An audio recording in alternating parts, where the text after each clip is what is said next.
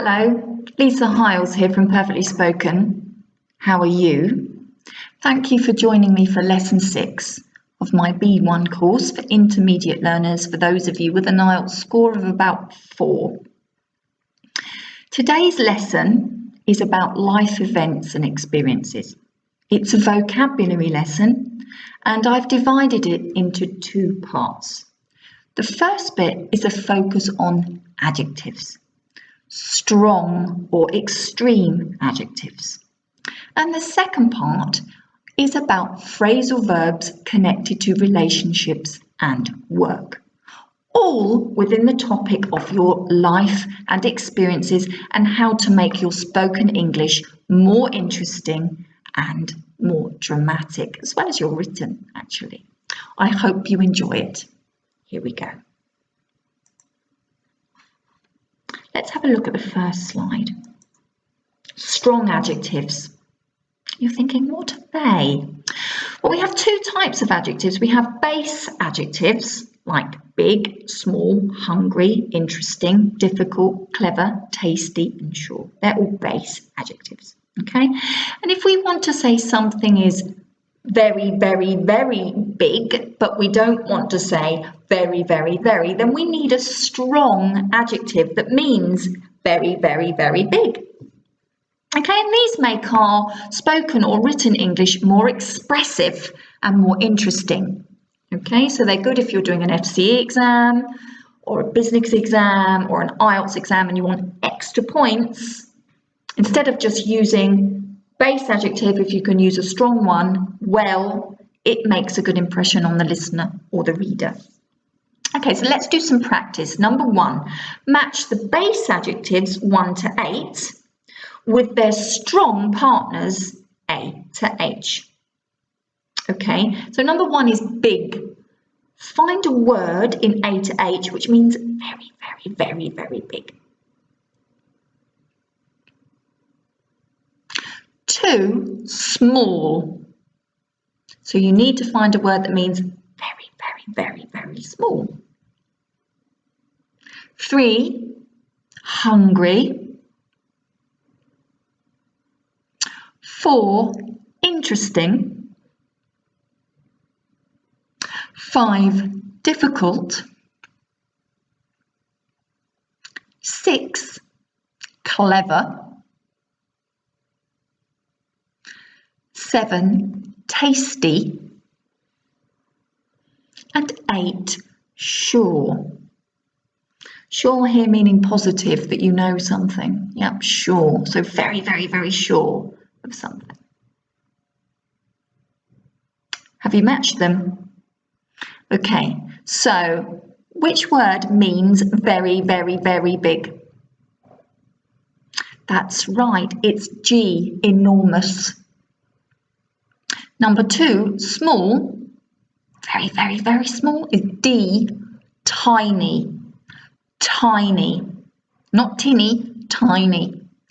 3, hungry, we need E, starving, very, very, very, very hungry. 4, interesting, goes with F, fascinating, just like my lessons. Number 5, difficult. Really difficult is impossible. A, impossible. 6, clever is brilliant. Yeah, if somebody's very clever, they are brilliant. Number 7, tasty. That's right, it's delicious. B, delicious. And if you're very, very, very sure in number 8, you are certain. Did you get those right? Let's just have a look at the spelling to make sure you did, and there we go. We use good and bad, the adjectives good and bad, a lot in spoken English. Okay, sometimes you find you use them too much. That's good, that's bad, and you think, I want different ways of saying that. Okay, so what words do we know for something that's very good or the opposite, something that's very, very, very bad? I've got 8 words here. I'm going to say the word and you have to say very bad or very good. Ready? Number 1, excellent. 2, terrible. 3, awful. 4, perfect. 5, disgusting. 6, awesome. 7, wonderful. And 8, dreadful. Have you done that? Okay, let's have a look. So, ways of saying something's very good are excellent, perfect, awesome, and wonderful. The ways of saying something's very bad are terrible, awful, disgusting, and dreadful. And you can hear also in my voice, it's not just it's not just that the word's different, it's the pronunciation also is quite expressive, isn't it? So have a try of that, okay? I think it's time for some practice. Now, when we don't normally use very with strong adjectives because it's not strong enough. Okay, so we don't say something's very enormous. We need other words that go with it. And these are called intensifiers. And the ones that we use with strong adjectives that mean very are things like absolutely, really, totally, completely, particularly, utterly, exceptionally, and quite. So you will notice that quite a few of these end in ly, they're adverbs, and obviously they go with adjectives, so they're collocations. These are adjective collocations for describing experiences. Let's have some practice. I've put the intensifier in for you, the really, or the absolutely, or the truly, and I want you to think about what the strong adjective is. It's something that we've done in task 1 or 2. Ready? Number 1, some visitors to the UK think the food here is really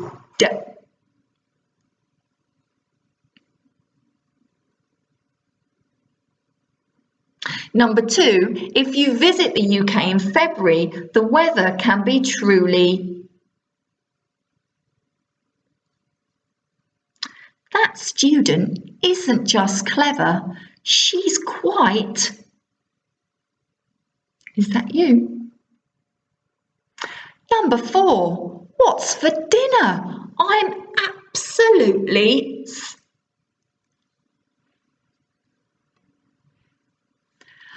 Number 5, I'm completely.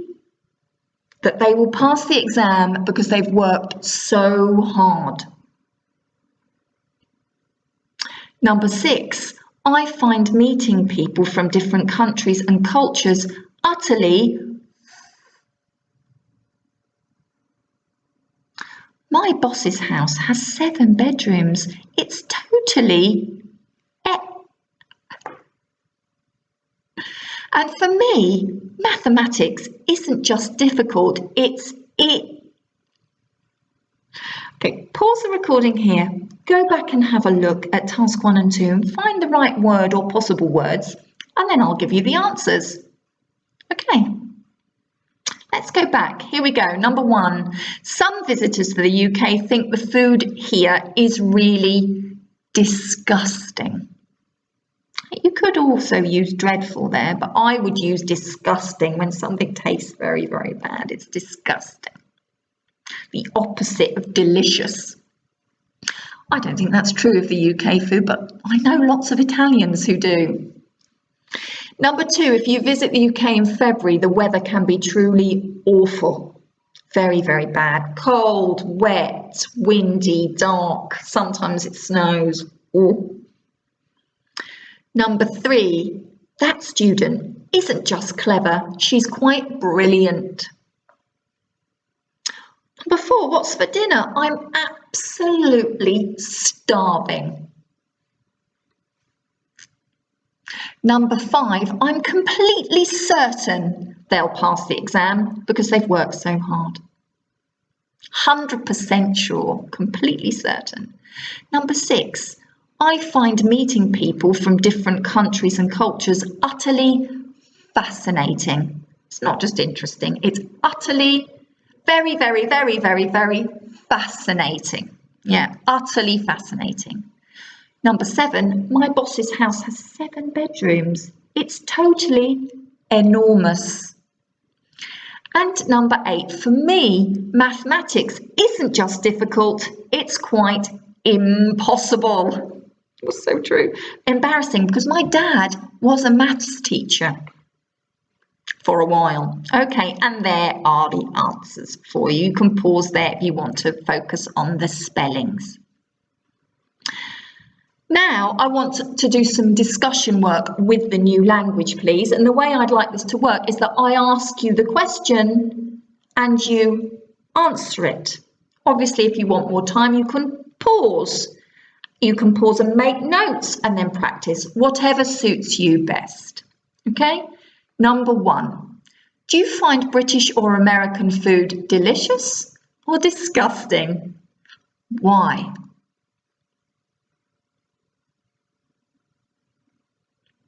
Number 2, is the weather in February in your country awful or wonderful?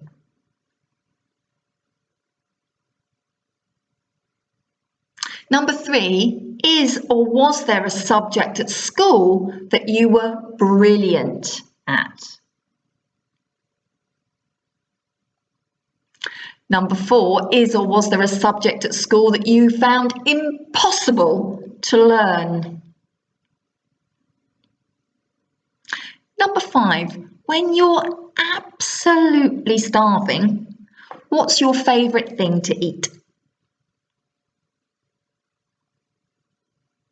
And number 6, who or what do you find fascinating? Okay, that concludes the first part of the lesson for describing life events and experiences, using strong or extreme adjectives. Second part of the lesson is on phrasal verbs connected to life events or experiences. And obviously phrasal verbs are a huge area of spoken English, aren't they? Massive. And I'm just going to do a few regularly, and I think they're easiest to learn if you learn them in a topic area. So here we're talking about work and relationships. Okay. Can you put the following phrasal verbs to do with life events in the sentences below? And here we have deal with, make up, settle down, get along, and fall out. You can stop the recording here if you want to look those up in a dictionary, that's fine. If not, you could try and guess by looking at the example, guessing from context, which is a very useful skill. And then afterwards, I will go through them and give you their non-phrasal equivalents, of course. Number 1, I'm lucky well with my boss. She's always happy to help me. Number 2, my parents want me to and get married, but I'm not ready.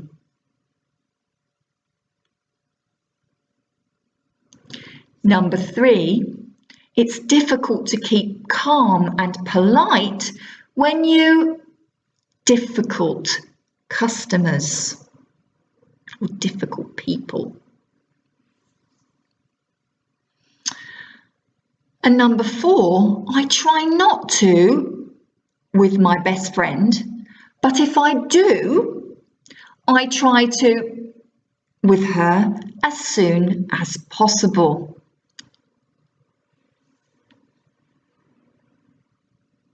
Okay, let's look at number 1 together. What did you have in the gap? The correct answer is get along. I'm lucky I get along well with my boss. It means have a good relationship with. Get along well with. Get along with my boss. Get along well with. Have a good relationship with. Okay? She's always happy to help. Number 2, my parents want me to do this. And it's settle down. Now, you know that I am married, but many of you aren't. Okay? So here you needed the verb. My parents want me to settle down and get married, but I'm not ready. Okay, so what does settle down mean? Well, it means usually get married, buy a house, live in the same place, have children, lead a calmer, quieter life. When you're young, free and single, yeah, maybe you change jobs a lot, maybe you change girlfriend or boyfriend a lot, maybe you travel a lot, you live in different places, okay? If your parents want you to settle down, they want you to stay in one place, with one job, with one person, in a house or flat and have children. Yeah. Number 3. It's difficult to keep calm and polite when you deal with difficult customers, when you have contact with difficult people, difficult customers. Yeah, you need to keep calm. It's very hard when you deal with that. Number 4, I try not to fall out with my best friend. So I try not to argue or have a bad argument, a bad discussion with my friend. Yeah, I try not to fall out with my best friend, but if I do, I try to make up with her as soon as possible. So it's not this kind of make up. Make up is to say sorry, to have a good relationship with somebody again after an argument. Yeah, to make up, say sorry. Maybe you bring them flowers or chocolates, or you do something nice together. Yeah, you certainly say sorry, you make up. Okay, a few more for you. Let's have a look. What about these ones? Here we've got take on, let go, give up, and start up. Let's have a look at the questions together. Exactly the same thing. Stop here if you want to look them up, or read the example sentences and try to guess from context. Here we go. Number 5. My husband would like to, his job, and look after our children instead. But that's not possible. Number 6, their new business is a success. So they are new employees, workers. Yeah, so what's happening? The business is a success, their business is a success, it's going well, so they are new employees. Number 7 is the opposite. Their business is having financial problems, and they will have to, some employees, here the phrasal verb splits. Yep, they will have to, some employees, Okay. And number 8, many young people here in the UK can't find a job, so they are their own business.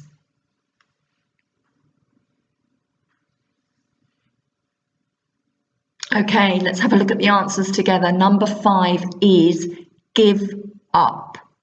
My husband would like to give up his job and look after our children instead, but it's not possible. Yep, he'd like to give up, he'd like to stop working and change his job, but he can't. Give up. Number 6, if a business is a success, they are taking on new employees. Take on, hire, give work to. Yeah, they are taking on new employees. Number 7 is the opposite. Yeah, when there are financial problems, the company gets smaller. What do you do with all your workers? They will have to let some employees go. Let some employees go. So another way of saying that would they will have to stop employing some people. Yeah, it could be in American English they say fire. They are firing some employees. We say we sack or make redundant. Yep, so they need to reduce the number of employees. They will have to let some employees go. Stop giving some employees work. It's not a nice situation to be in. And 8 is starting up their own businesses. Many young people here in the UK can't find a job, so they are starting up their own businesses, and it might be something like a delivery business is very popular. An online business is very popular, isn't it? Like in retail or something. So you start a new business. How did you get on? Well, the best thing that you can do with phrasal verbs is to note them all down with examples of how to use them. So let's personalise them. There are the answers, 1 to 8. Let's personalise them so they are true for you, because that also helps your memory.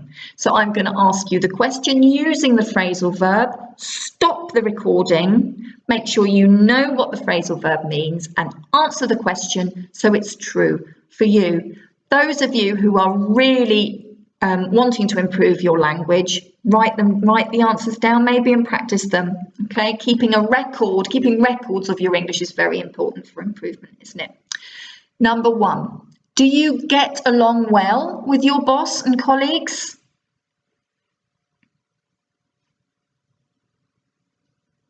Number 2, are you good at dealing with difficult situations? Number 3, when was the last time you fell out with someone close to you? That's from fall out, argue. And number 4, how did you make up? Did you say sorry or buy them something?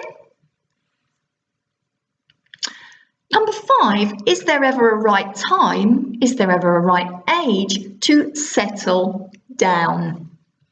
My father always said that he waited until he was 25, but I didn't settle down until I was in my 30s. Okay, what about you? Is there ever a right time to settle down? Would you like to give up your job and do something else? Number 6, would you like to give up your job and do something else? If yes, what? And finally, what type of new businesses are people starting up in your country? That's the end of the lesson today. I hope you've enjoyed it. I certainly have, and I look forward to seeing you again really soon. Thanks for listening. Bye now.